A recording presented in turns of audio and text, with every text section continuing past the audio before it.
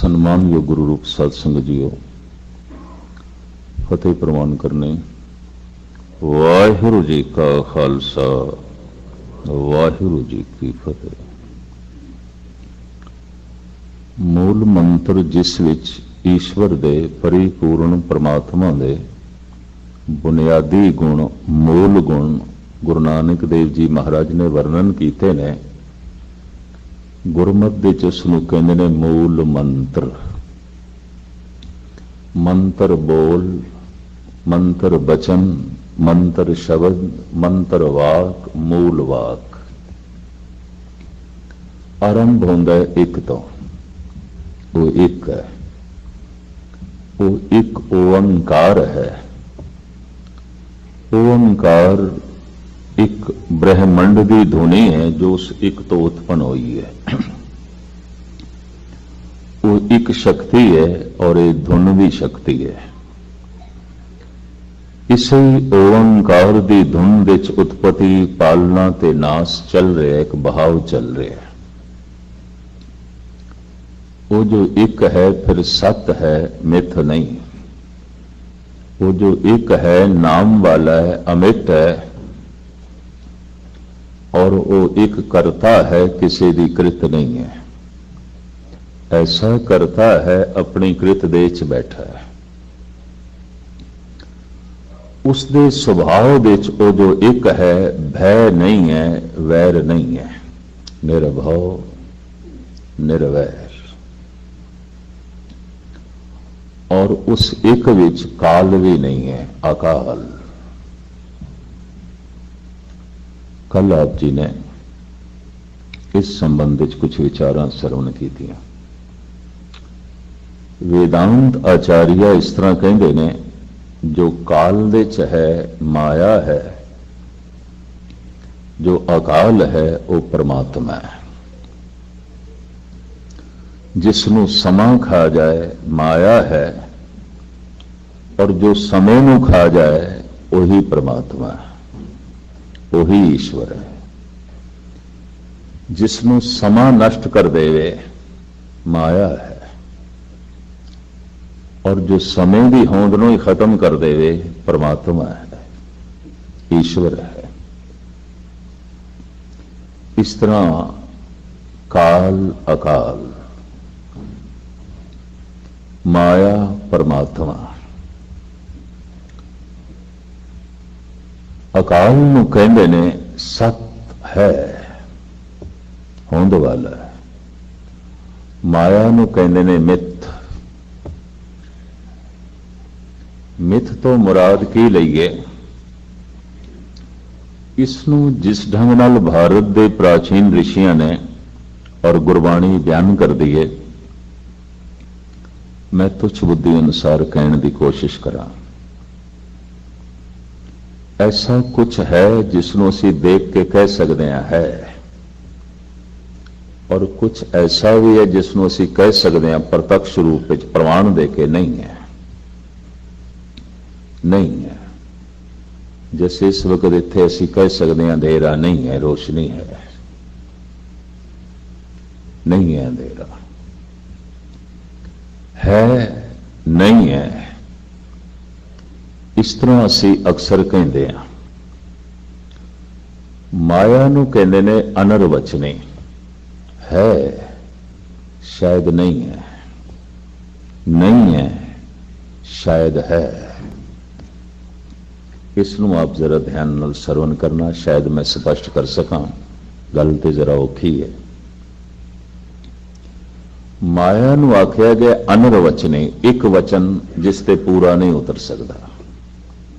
एक वचन पूरा हो सकता है परमात्मा ते है।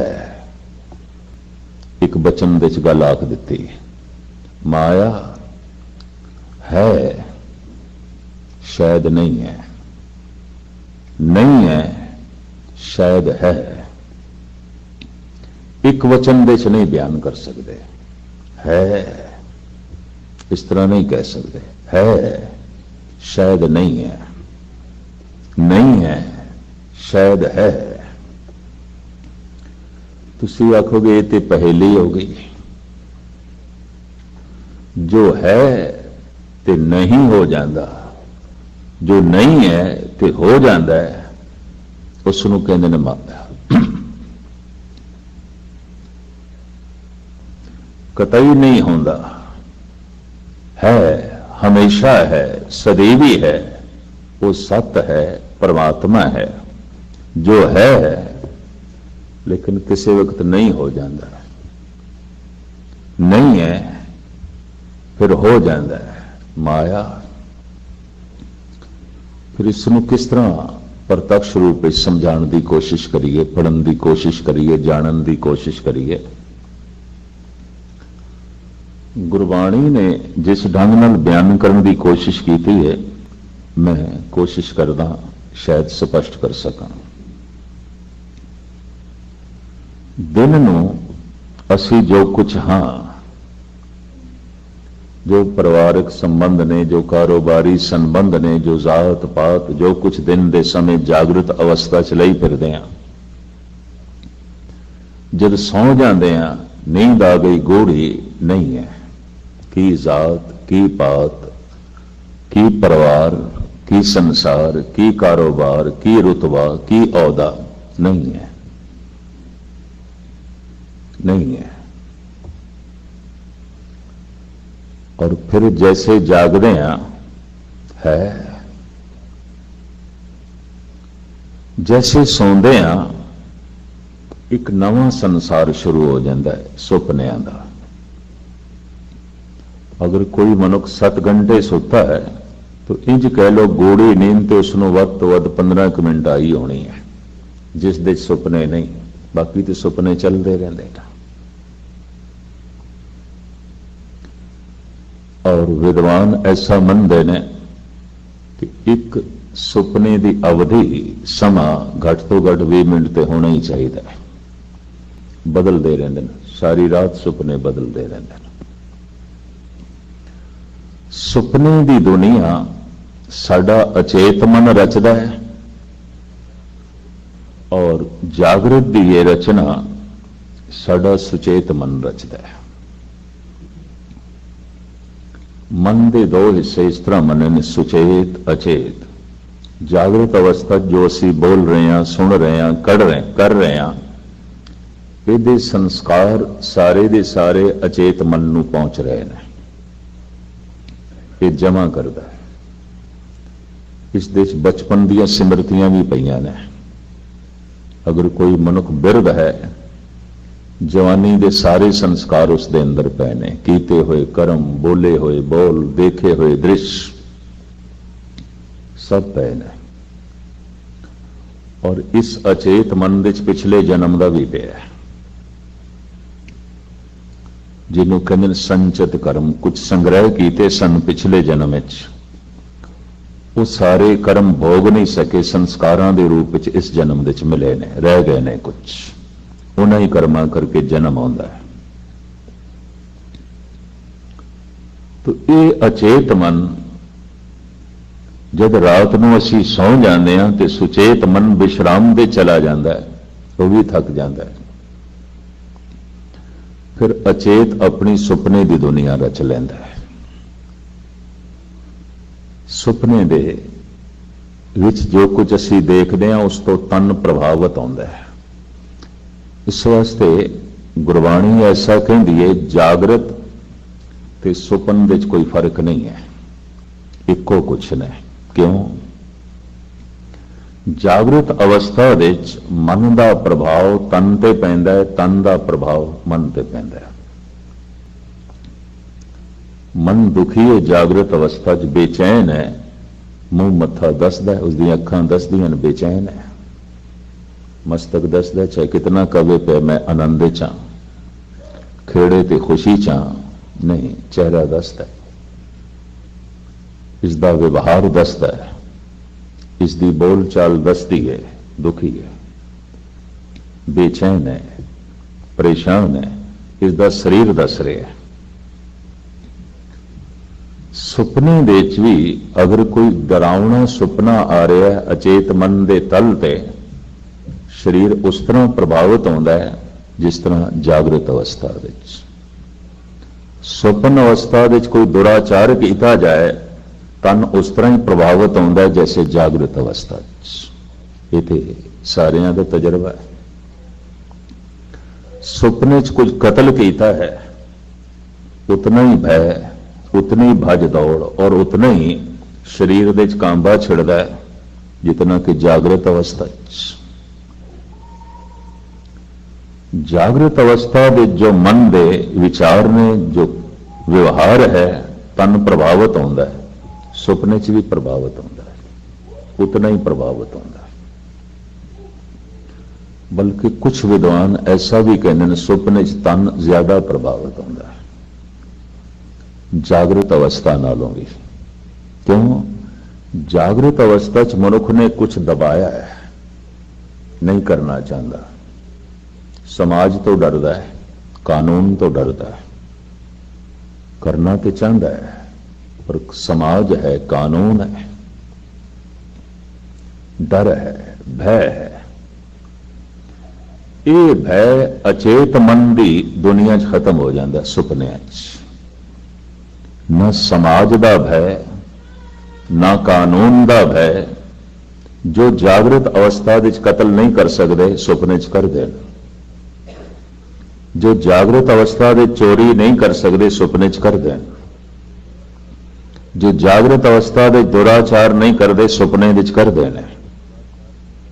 ਔਰ ਤਨ ਉਤਨਾ ਹੀ ਪ੍ਰਭਾਵਿਤ ਹੁੰਦਾ ਹੈ ਜਿਤਨਾ ਕਿ ਜਾਗਰਤ ਅਵਸਥਾ 'ਚ।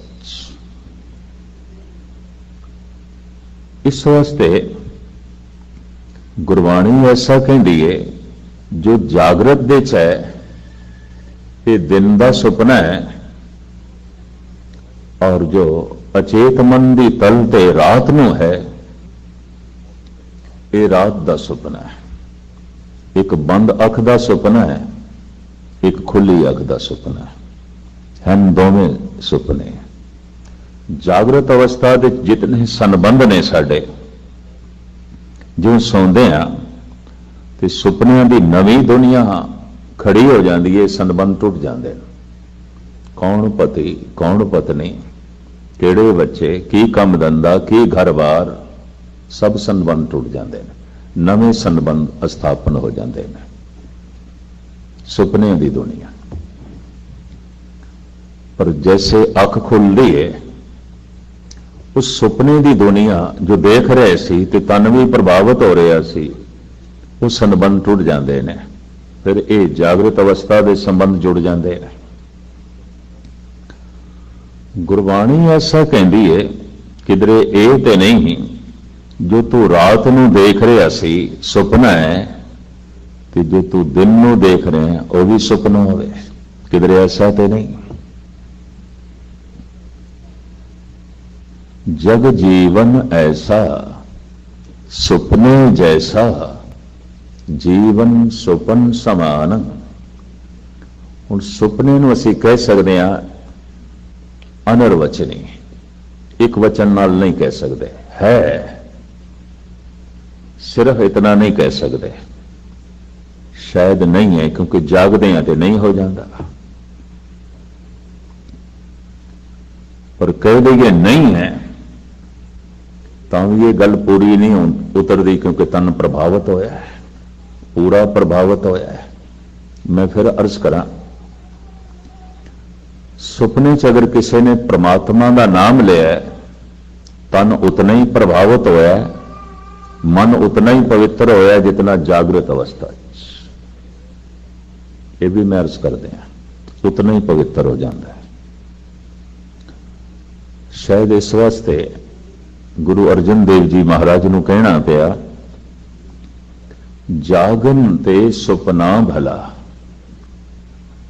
ਵਸੀਏ ਪ੍ਰਭ ਸੰਗ, ਕਦ ਦੇਖੋ ਹਰ ਆਪਣਾ, ਆਤਮ ਤੇ ਹਰ ਰੰਗ। ਦਿਨ ਨੂੰ ਜਾਗਰਤ ਅਵਸਥਾ ਵਿੱਚ ਇਹਨੇ ਕੋਸ਼ਿਸ਼ ਕੀਤੀ ਨਾਮ ਜਪੀਏ, ਕੋਈ ਰਸ ਮਿਲੇ, ਨਹੀਂ ਸਮਾਂ ਕੱਢ ਸਕਿਆ। अपने संकल्प की पूर्ति नहीं कर सकिया, नहीं जप सकिया, नहीं पाठ कर सकिया। तो एक पीड़ा रह गई, एक अफसोस रह गया भी मैं नहीं कर सकिया। करना भी चाहता सी, नहीं कर सकिया, या आलस करके नहीं कर सकिया, या कुछ होर कम पै गए नहीं कर सकिया, अंदर गल दबी ही रह गई। रात ਨੂੰ ਸੁਪਨੇ ਚ ਹੋਵੇਗੀ, इस सुपने च बाणी पढ़ेगा, इस सुपने च नाम जपेगा और मन उतना ही प्रभावित होगा जितना जागृत अवस्था चाहता है। अगर सुपने च किसी ने दुराचार किया, मैं फिर अर्ज करा, शरीर की उही हालत बनती है जो जागृत अवस्था। तो फिर किस तरह कह दिए सुपना नहीं है। तन तो उतना ही प्रभावित होता है, मन तो उतना ही मैला होता है जो जागृत अवस्था। तो सुपने में किवें कह दिए नहीं है पर सिर्फ है नहीं कह सकते, है शायद नहीं है, क्योंकि अख खुल दी है तो नहीं है। फिर होर संबंध जुड़ देन, फिर परिवार है, संसार है, कारोबार है, ये दुनिया। रात ਨੂੰ ਸੌਂਦਿਆਂ इस संसार नाल संबंध टुट जाता है, नवा संसार, और जैसे जागदे उस संसार नाल संबंध टुट जाता है यह संसार। ऐसा रोज आता है, ऐसा दिन रात रोज आता है, जागृत और निंद्रा दे रोज आता है। नींद एकदम नहीं आती होती। अगर मनुख सौ गया तो इसका मन अजे नहीं सुता, सुपनिया की दुनिया चल रही है। क्योंकि 15-20 मिनट ਲਈ किधरे पूरा विश्राम मिल सकता है, वही थकेवा ला देंदा 24 घंटे का। वरना रात को सुत्या तो मनुख काम कर रहा है। फर्क सिर्फ इतना है कि तन प्रभावित तो हो रहा है, भावें तन दौड़दा भजदा नहीं पिया। पर कई दफा इतने गहरे संस्कार रह जाते ने, लोग सुपने च बोल भी पैंदे ने, कई दफा उठ भी बैठते हैं, चलते भी हैं। इतना सुपना प्रभावित कर देना, इतना सुपने का असर पै गया। तो कह दीए नहीं है सुपना, किस तरह नहीं है? तन प्रभावित हो रहा है, मन प्रभावित हो रहा है शायद नहीं है, क्योंकि अख खुल दी है, नहीं है। दिन नूं जो कुछ असी देख रहे हैं है शायद नहीं है, क्योंकि सौ जाते हैं तो संबंध टूट जाता है। और ऐसा रोज आता है शायद नहीं है, नहीं है शायद है। इस वास्ते कह देता है संसार है शायद नहीं है, नहीं है शायद है। इसनों माया आख्या। माया दे दो रूप अनिर्वचनी। परमात्मा अकाल है, संसार काल है। समय के दायरे दे विच है, खा जाता समा इसनों। दिन के समय असी जो कुछ देखते हैं इनू रात खा जाती है, और रात के समय असी जो कुछ होंदे हैं दिन खा जाता है। ऐसा तो रोज आता है। और दिन में भी असी प्रभावित होंदे हैं, तन प्रभावित होता है, मन प्रभावित होता है, रात को भी प्रभावित होंदे हैं। दिन में कदी हसदे हैं, कदी रोंदे हैं, कदी सुख माणदे हैं, कदी दुखी होंदे हैं। सुपने च भी ऐसा, कुछ सुख भरे सुपने, कोई दुख भरे सुपने। किसी च रस मिल रहा होंदा है, किसी च बेरसी, किसी च मिलाप हो रहा होंदा है, किसी च विछोड़ा, किसी च पुण्य हो रहा होंदा है, किसी च पाप। सुपनिया का जिन्हों ने अध्ययन किया वो विद्वान कहते हैं जागृत अवस्था दे मनुख वध तो वध 5% ही पाप कर सकता, इस तो ज्यादा नहीं। कानून का डर है, समाज का डर है एक दिन दे, क्योंकि झूठ बोलना भी पाप है, गलत वेखना भी पाप है, गलत करना भी पाप है। ये मनुख बहुत नहीं कर सकता, सीमा विच करेगा, क्योंकि कानून का डर है, समाज का डर है। रात नूं ये बंदिश रहिंदी नहीं सुपने च। तो फिर आप सुन के हैरान होवोगे, जिन्होंने सुपनियां का अध्ययन किया है वो कहते रात नूं 90% मनुख पाप करता है। सुपने माड़े ही चलते, गंदे चलते, ठीक नहीं चलते। समाज का डर नहीं रह जाता, कानून का डर नहीं रह जाता। तो फिर मनुख वो कुछ कर छड़दा है जो दिन नूं नहीं कर सकता, क्योंकि दिन नूं समाज सामने है, कानून सामने है, डर है, भय है। रात नूं ये अचेत मन कानून ते समाज नूं एक पासे रख के सब कुछ कर लेंदा है। और कुछ विद्वान ऐसा कहते हैं सब कुछ कर लेना चाहिए, नहीं तो दबाव, ये तनाव मनुख नूं पागल भी कर सकता है। क्योंकि दिन नूं जो कुछ करना चाहता सी नहीं कर सके, कानून का डर है। अगर रात नूं सुपने च भी ना कर सके, इतना बोझ वधेगा, इतना तनाव वधेगा, बहुत छेती पागल हो सकता है, बड़ा जल्दी पागल हो सकता है। तो खैर मैं फिर अर्ज करा, सुपना है शायद नहीं है, नहीं है शायद है। किस तरह कह दी? सुपने च लोग रोंदे हुए देखे ने, तन प्रभावित होंदा देखे, बोलते हुए देखे ने, सुपने विच कई वाहिगुरू कहते भी देखे ने। सुपने च कह गए, जबान भी बोल पई है। उन्होंने कहते ने नींद दे बरड़ांदा पिया, एवं नहीं बरवा लिया। सुपना है, अचेत मन इतना प्रबल रूप दे प्रभावित हो रहा है कि उसने अपना पूरा प्रभाव तन पे भी पा दिता है। जबान चल पई है सुतियां सुतियां नींद दे। भगत कबीर ते कहते ने, सुपने हूं बिरड़ाए के जह मुख निकसे राम, ताके पग की पनही मेरे तन को चाम।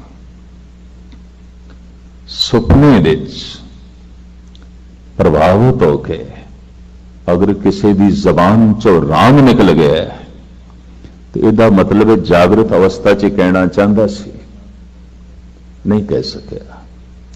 जागृत अवस्था दे सोचता रहा, राम नाल जोड़ा, राम बोला, नहीं मौका मिल सकिया। ये तड़प रह गई उसके अंदर।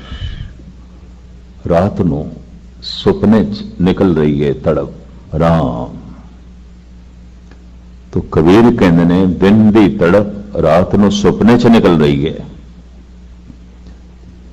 कबीर कहते ने, मनुख इतना महान है कि इस दे तन दे पैरों की जिहड़ी जुत्ती है ये मेरे चमड़े की होनी चाहिए, मेरी खलड़ी की। ये इतना महान है। ताके पग की पनही मेरे तन को चाम, ਉਹਦੇ पैरों की जुत्ती बने मेरे तन की खल नाल।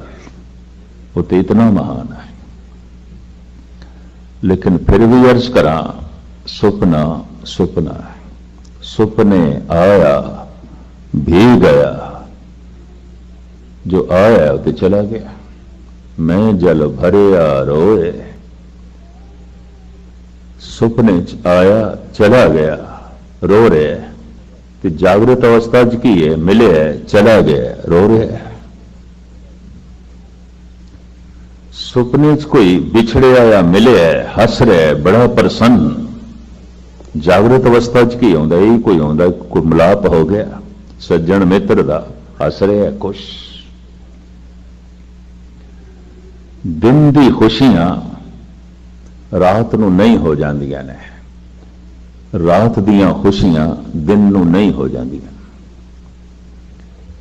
दिन दे दुखड़े रात नूं नहीं हो जांदे ने, और रात दे गम ते दुख संताप दिन नूं नहीं हो जांदे ने। इस नूं कहंदे ने अनरवचनी है, शायद नहीं है, नहीं है शायद है। तो साफ कह देता है, समुच्चा जगत है, शायद नहीं है। जद किधरे ਮਨੁੱਖ ਦੀ ਤੀਜੀ ਅੱਖ ਖੁੱਲਦੀ ਜਿਹਨੂੰ ਤ੍ਰਿਲੋਚਨ ਕਹਿੰਦੇ ਨੇ। ਤ੍ਰਿਲੋਚਨ ਤੀਸਰਾ ਨੇਤਰ ਦੋ ਅੱਖਾਂ ਦੇ ਮੱਧ ਵਿੱਚ ਹੈ। ਇਹ ਦੋ ਅੱਖਾਂ ਦੋ ਦੇਖਦੀਆਂ ਨੇ ਔਰ ਉਹ ਇੱਕ ਅੱਖ ਖੁੱਲ ਜਾਏ ਤ੍ਰਿਲੋਚਨ, ਫਿਰ ਇੱਕ ਦਿਖਾਈ ਦਿੰਦਾ, ਸਭ ਕੁਝ ਮਿਟ ਜਾਂਦਾ, ਇਹ ਨਹੀਂ ਰਹਿੰਦਾ। ਜੇ ਸਭ ਕੁਝ ਮਿਟ ਜਾਂਦਾ ਹੈ ਉਸ ਤੀਜੀ ਅੱਖ ਦੇ ਸਾਹਮਣੇ, तो फिर दो अखां दे सामने जो कुछ है सुपने और की है। जग जीवन ऐसा सुपने जैसा, जीवन सुपन समानन, ज्यों सुपना अर पेखना, ऐसे जग को जान। गुरु तेग बहादुर से किस तरह मन ली है, औखी गल है। दिन दे सुपने नो सच मनना बड़ा औखा है।